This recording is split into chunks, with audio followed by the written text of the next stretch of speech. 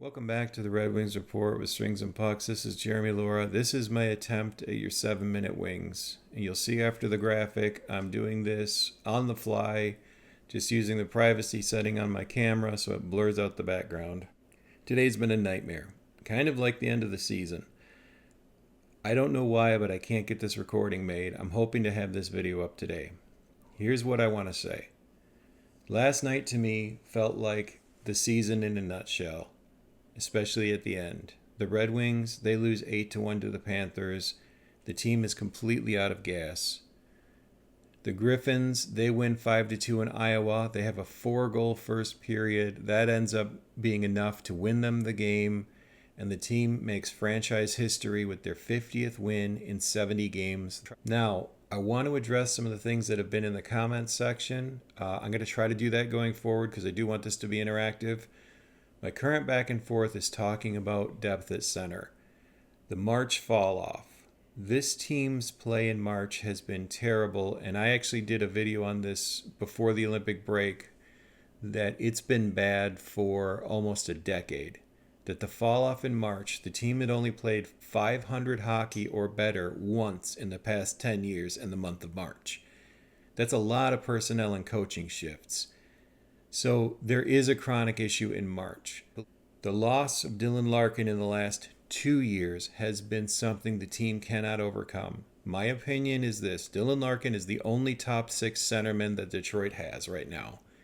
Andrew Copp, he performed well between Kane and DeBrincat, but I believe those two have a lot to do with it. On a team with good depth, Andrew Copp is a third-line centerman. That's my opinion. So the loss of Dylan Larkin last year after the Four Nations and the loss of Dylan Larkin this year after the Olympics, he was injured on March 6th. Look at team play after Larkin was hurt. He came back too early from that injury. Then you also lost Andrew Copp. This team tried to compete with JT Compher as your number 1 center.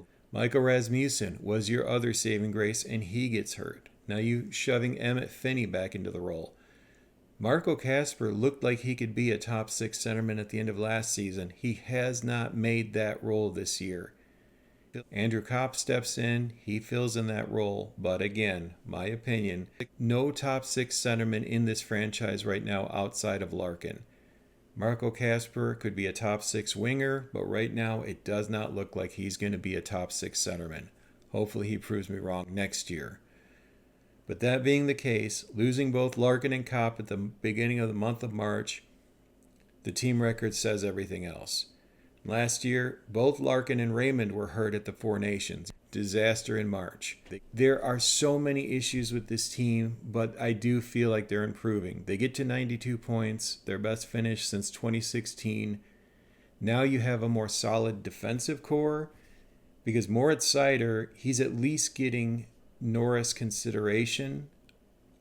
His scoring isn't where it needs to be for him to win it. That's just, they've laid that out pretty well. Defensively, we have a legitimate number 1 defenseman. Detroit's pairing of Edvinsson and Seider was called one of the top pairings of the NHL in the month of January and February. So you now legitimately have a top defensive pairing for the first time in a long time. That's why I'm still looking at them as the core, but we need to address the work at center. So to get back around to this, and I'm sorry, I've spent too much time rambling on it, and I'll continue to address that in the comments. The Griffins, they're showing you what the hope is going to look like for this. Amadeus Lombardi scored his 15th goal of the season. I've talked with one of you in the comments. If he could stay healthy, I think he'd be in Detroit. Last year, he was limited to 44 games. That means he missed 28 games to injury. This year, at the end, I think he'll be limited to 47 or 48 games.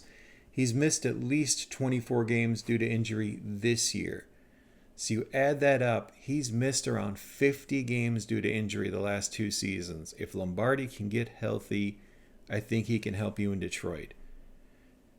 Griffins are going to get some reinforcements heading into the playoffs. They're going to get back their captain, Dominic Shine. They're going to get back Axel Sandin Pellikka, Michael Branzig-Nygaard, and Carter Major. Now you're looking at Jesse Kiskinen, who's come in. Eddie Genborg looks better and better each game. This team's heading into the playoffs, and there's some things to be legitimately excited about. Then you're going to have Kosa, Postava, Augustine, and Net going into next year. Keenan Draper made his debut. He's on an AHL only deal at this point. But really the names you're looking at going into next year, Danielson, Lombardi, we were looking at that last year. Boyum, Anton Johansson.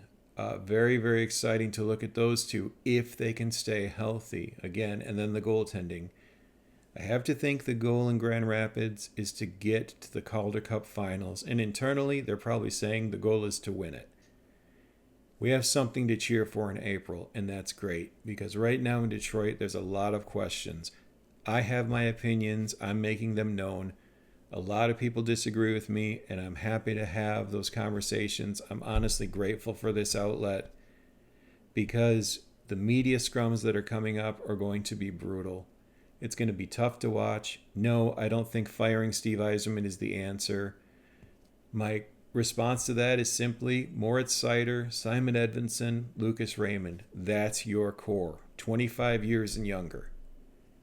Dylan Larkin will be a part of this team, but he's heading into his 30s, right? He's going to have a different type of role, but your core that you're building around now, Seider, Edvinsson, Raymond, you need another center around 26 years old, if you can get one. And then the number one goalie has to make themselves known. Marco Kasper can be a top 6 winger, I believe. I do think he can be. I just don't think he's a top 6 centerman. But someone else comes in, they have the same core that Yzerman has now. And I don't think getting rid of Dylan Larkin is the answer. I know a lot of you disagree. And again, I'm happy that you stop by and you make a comment. It really helps me to have this channel as an outlet, and I appreciate it.